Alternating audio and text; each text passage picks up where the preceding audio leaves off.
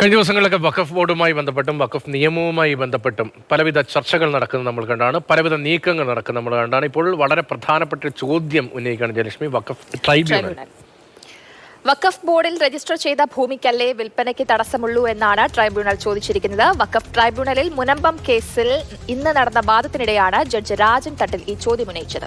മുഹമ്മദ് ഷഹീദ് വിവരങ്ങളുമായി. ഷഹീദ്, വളരെ പ്രധാനപ്പെട്ട ഒരു ചോദ്യമാണ് വഖഫ് ട്രിബ്യൂണലിന്റെ ഭാഗത്ത് നിന്ന് ഉണ്ടാകുന്നത്. വഖഫ് ബോർഡിൽ രജിസ്റ്റർ ചെയ്ത ഭൂമിക്കല്ലേ വിൽപ്പനയ്ക്ക് തടസ്സമുള്ളൂ. ഈ മുനമ്പവുമായി എങ്ങനെ ചേർത്ത് വായിക്കണം, എങ്ങനെ ഈ ഇടപാടിനെ കാണണം?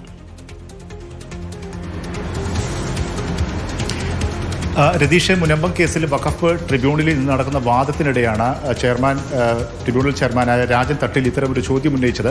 അതായത് വഖഫ് ബോർഡിൽ രജിസ്റ്റർ ചെയ്ത ഭൂമിക്കല്ലേ അത് വിൽപ്പന നടത്തുന്നതിന് തടസ്സമുള്ളൂ എന്നാണ് ചെയർമാൻ രാജൻ തട്ടിൽ ചോദിച്ചത്. അതായത് മുനമ്പം ഭൂമി അത് ആ കാലത്ത് വഖഫ് ബോർഡിൽ രജിസ്റ്റർ ചെയ്തിരുന്നില്ല, അങ്ങനെയെങ്കിൽ അത് വിൽപ്പന സാധൂകരിക്കുന്നതല്ലേ, അല്ലെങ്കിൽ അതിന് നിയമ തടസ്സങ്ങളൊന്നും ഇല്ലല്ലോ എന്നാണ് അദ്ദേഹം ചോദിച്ചിരിക്കുന്നത്. 1950 ഭൂമി വഖഫ് ആയി രജിസ്റ്റർ അല്ലെങ്കിൽ വഖഫായി കണക്കാക്കി അതിൻ്റെ അത്തരമൊരു ആധാരം രൂപപ്പെടുന്നത്.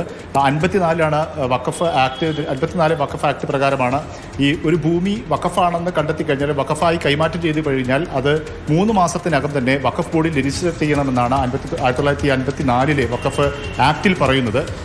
3 മാസത്തിന് ശേഷം വഖഫ് ബോർഡിൽ 3 മാസത്തിനുള്ളിൽ വഖഫ് ബോർഡിൽ രജിസ്റ്റർ ചെയ്ത് കഴിഞ്ഞാൽ മാത്രമേ ബോർഡിന് അക്കാര്യത്തിൽ ഒരു നിയമപരമായ പ്രശ്നത്തിൽ അല്ലെങ്കിൽ ആ ഭൂമി വിൽപ്പന നടത്തുന്നതോ മറ്റുള്ള കാര്യത്തിൽ ബോർഡിൽ ഇടപെടാൻ കഴിയുകയുള്ളൂ എന്നുള്ളതാണ് 54 ആക്ടിൽ പറയുന്നത്.